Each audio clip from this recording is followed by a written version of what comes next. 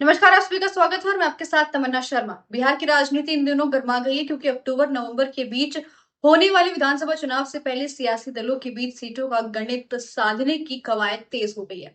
सत्तारूढ़ राष्ट्रीय जनतांत्रिक गठबंधन ने बीजेपी और जेडीयू के बीच सीट बंटवारे का फॉर्मूला लगभग तय माना जा रहा है, लेकिन असली पेच चिराग पासवान की पार्टी लोक जनशक्ति पार्टी रामविलास यानी एलजेपी पर आकर अटक गया। ऐसा माना जा रहा है कि इस बार बीजेपी करीब 105 और जेडीयू 100 सीटों पर चुनाव लड़ेगी, जबकि बाकी सीटें अन्य सहयोगियों को दी जाएगी। लेकिन अभी ये सारी चीजें अटकलों पर चल रही है। वहीं आपको बताते चले, चिराग पासवान की पार्टी 40 सीटों की मांग पर अड़ गई है, जबकि जेडीयू और बीजेपी उन्हें इसे आधा यानी कि करीब 20 सीटें देने के मूड में नजर आ रही है।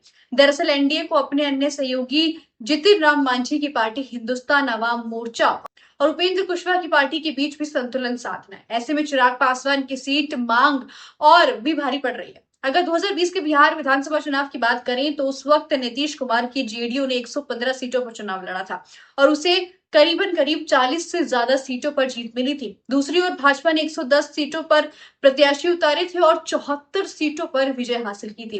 बीजेपी और जेडीयू के स्ट्राइक रेट में साफ अंतर था, लेकिन नेतृत्व नीतीश कुमार के हाथों में ही रहा।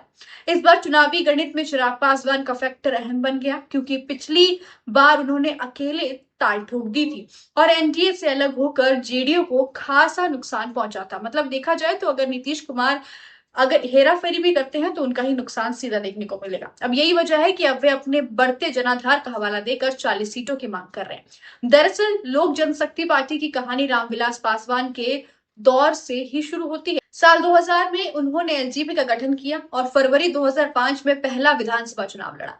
कांग्रेस के साथ गठबंधन कर लालू यादव की आरजेडी के खिलाफ 178 उम्मीदवार उतारे और 29 सीटों पर जीत हासिल की। वोट शेयर में 12% रहा, जो एक नए दल के लिए एक बड़ा उपलब्धि था। लेकिन इसके बाद अक्टूबर 2005 में दोबारा चुनाव हुए और पार्टी ने 2003 सीटों पर प्रत्याशी उतारे।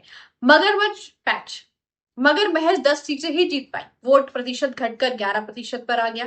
इसके बाद 2010 में आरजेडी के साथ मिलकर चुनाव लड़ा, लेकिन केवल 3 सीटें आई और वोट शेयर और गिरकर 6% पर आ पहुंचा। वहीं एलजेपी का ग्राफ लगातार नीचे ही जाता रहा। 2015 में जब पार्टी ने एनडीए के साथ मिलकर चुनाव लड़ा तो 42 सीटों में से सिर्फ 2 सीटें ही जीत मिली। वोट शेयर घटकर 4% आ गया। पार्टी की कमजोरी और अंतर कलह के बीच टूटी हुई और चिराग पासवान ने एलजेपी नाम से नई पार्टी बना ली। 2020 में उन्होंने एनडीए से अलग हो 135 सीटों पर अपने प्रत्याशी उतारे, लेकिन केवल एक सीट पर जीत दर्ज की। हालांकि उनका वोट प्रतिशत 5% तक पहुंच गया, जो पिछले चुनाव से थोड़ा बेहतर था। 2020 का चुनाव चिराग पासवान की रणनीति के कारण खास चर्चा में रहा। उन्होंने जेडीयू के खिलाफ आक्रामक उम्मीदवार उतारे, जिससे बीजेपी को तो फायदा मिला, लेकिन जेडीयू की सीटें घट गई। वहीं 64 ऐसी सीटें थी जहां एलजेपी के प्रत्याशियों को विजेता उम्मीदवार के जीत अंतर से ज्यादा वोट मिले। आपको बताते चले, अब यही कारण है कि अब चिराग पासवान दावा कर रहे हैं कि उनकी पार्टी का वोट बैंक निर्णायक भूमिका निभा सकता है, क्योंकि वो अपनी चीजों को लेकर बहुत अड़ीग हो गए।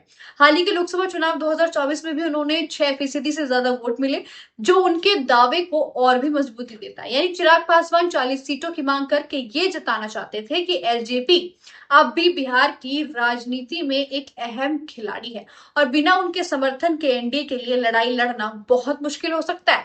मतलब देखा जाए तो वो बिहार की सत्ता में अपनी पार्टी की कहीं ना कहीं आइडेंटिटी ढूंढते नजर आ रहे हैं। हालांकि बीजेपी और जेडीयू इस मांग को अव्यवहारिक बनाते हुए उन्हें सीमित सीटें देना चाहते हैं। अब देखना दिलचस्प होगा कि इस खींचातानी का ये नतीजा क्या निकलता है। बिहार की राजनीति हमेशा समीकरणों और जोड़ तोड़ पर आधारित रही है। ऐसे में सीट बंटवारे का ये खेल इस बार भी रोमांचक मोड़ पर लाने वाला है। आपकी इस पूरी रिपोर्ट को लेकर क्या कुछ है, हमें कमेंट बॉक्स में जरूर बताइएगा।